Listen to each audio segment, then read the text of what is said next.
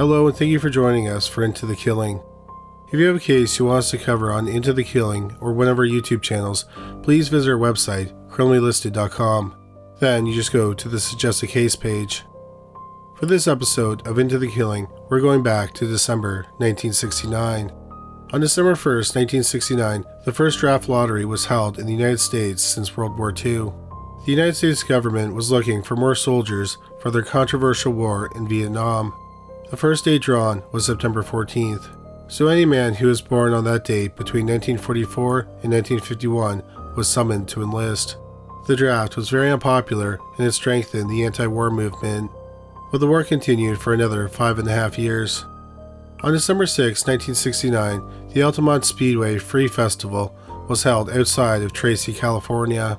The concert was to feature Santana, Jefferson Airplane, the Flying Burrito Brothers, Crosby, Stills, Nash & Young, the Grateful Dead, and the Rolling Stones. 300,000 people attended the concert. The motorcycle club, the Hells Angels, were hired to be security for the event. They were paid $500 worth of beer. They drank the beer in front of the stage for most of the day. Throughout the day, crowd members became unruly and there were fights among the concertgoers. Audience members also fought with members of the Hells Angels who were becoming extremely intoxicated. Things got so violent that the Grateful Dead chose not to play. The Rolling Stones took the stage last.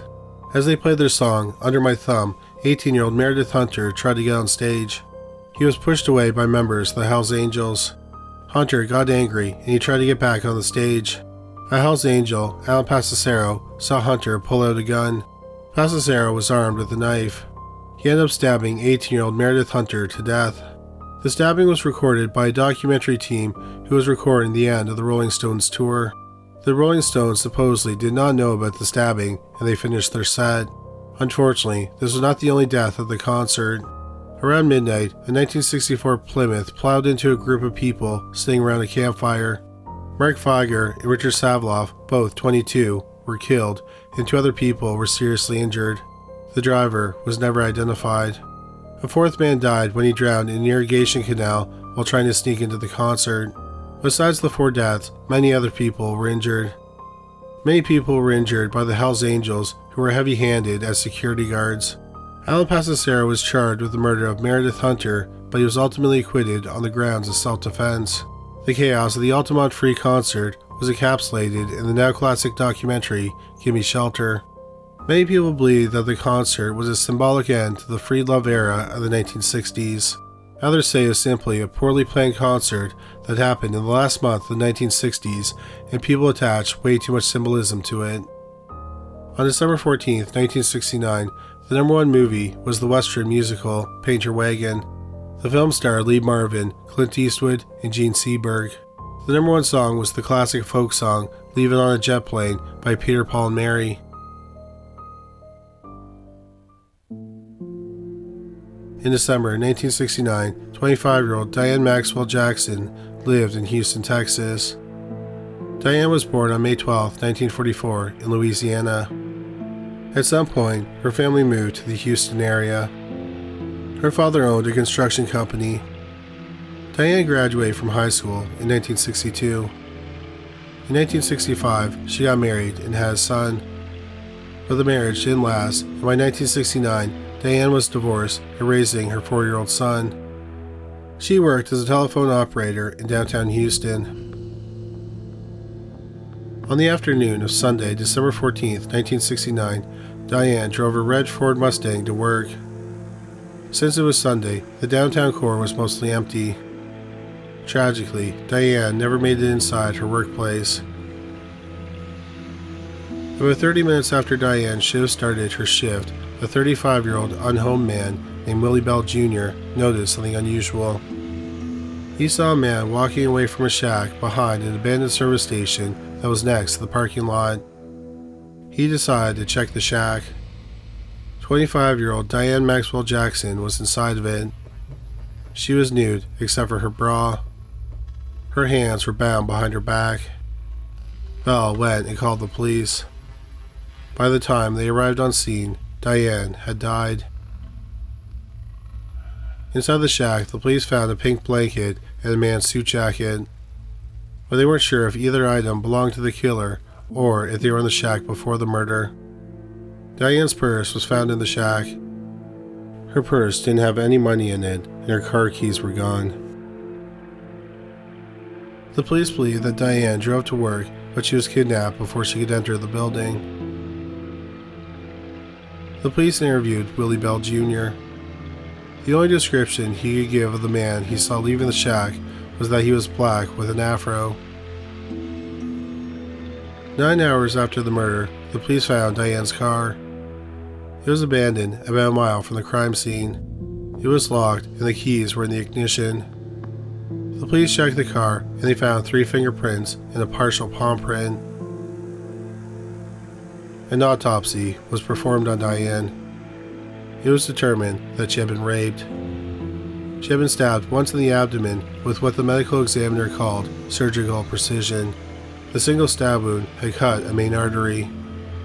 The stab was so precise that the medical examiner thought that the killer had some medical training.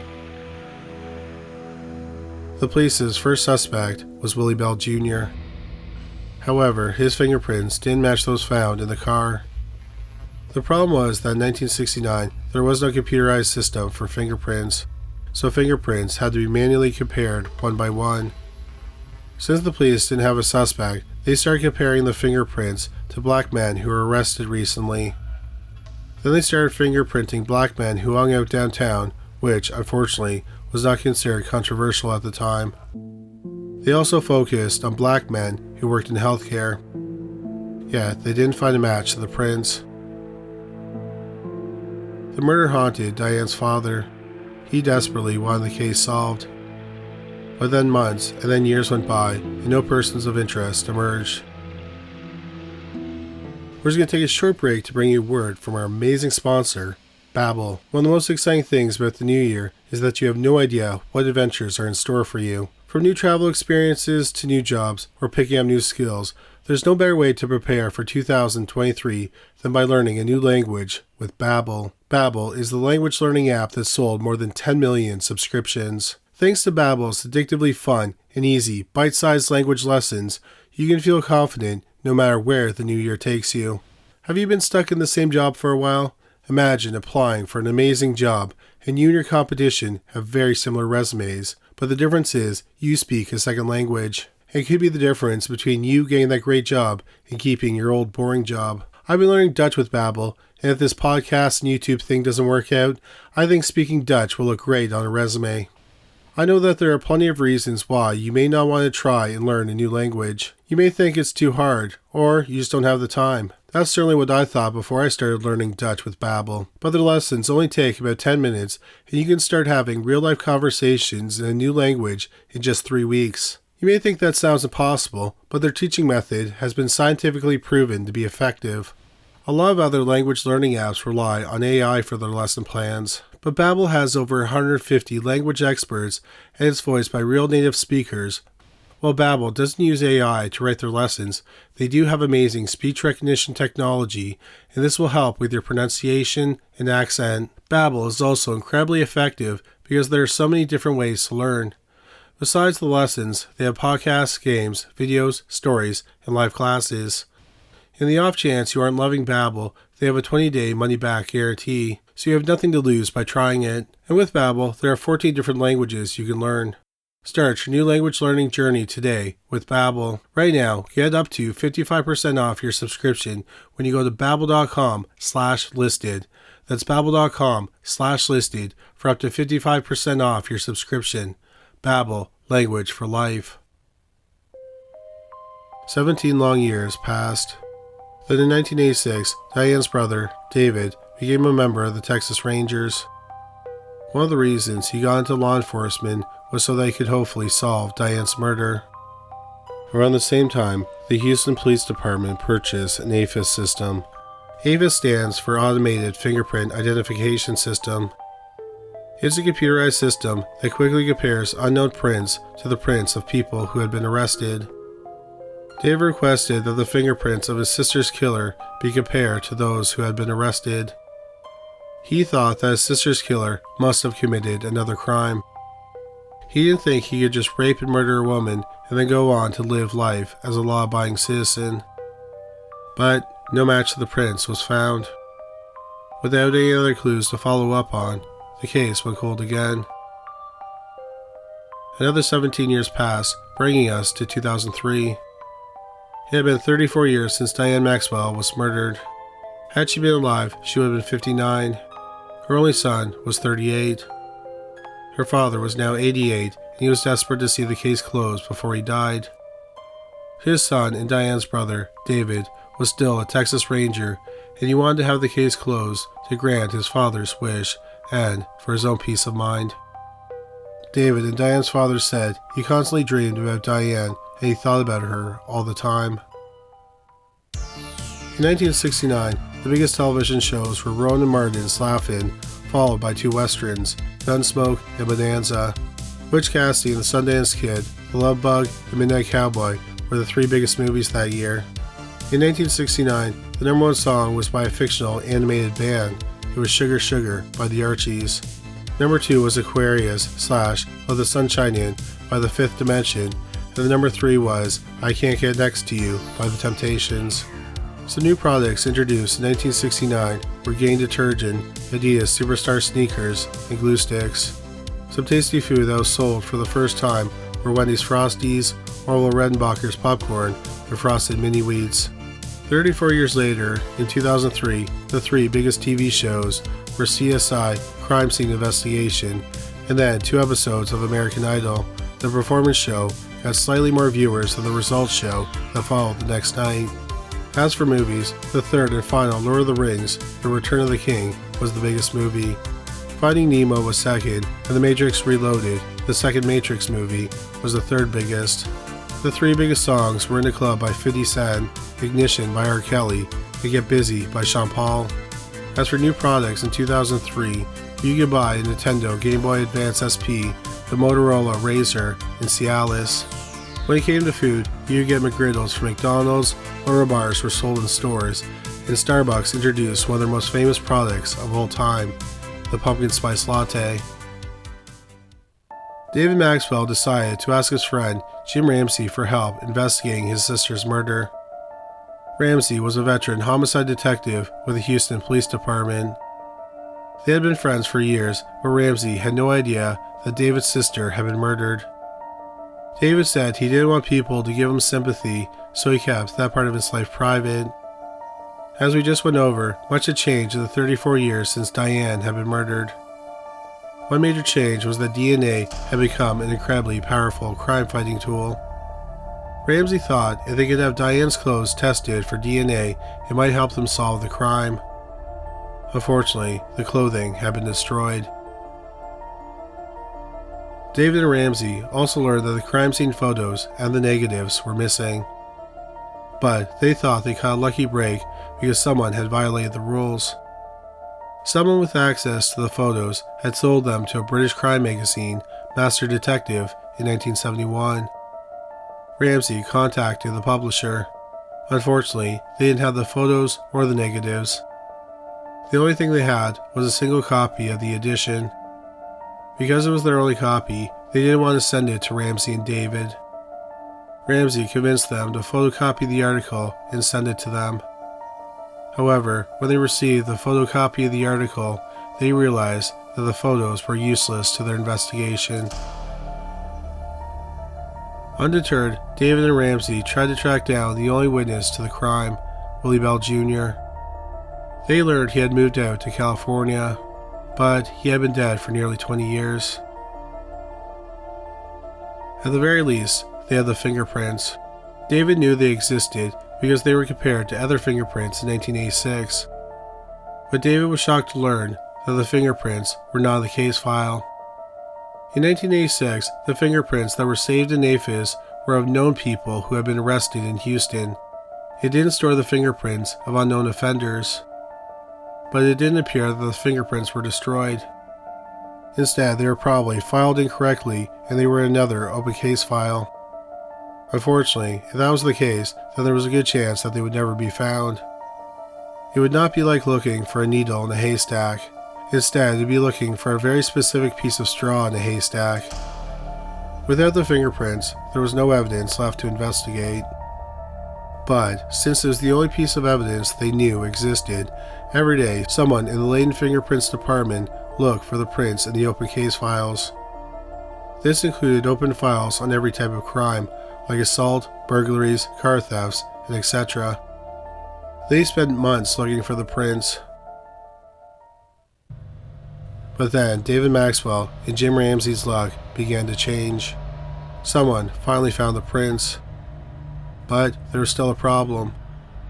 If the killer had not been arrested again, they would not have his fingerprints on file, and the case might go cold again and remain that way forever.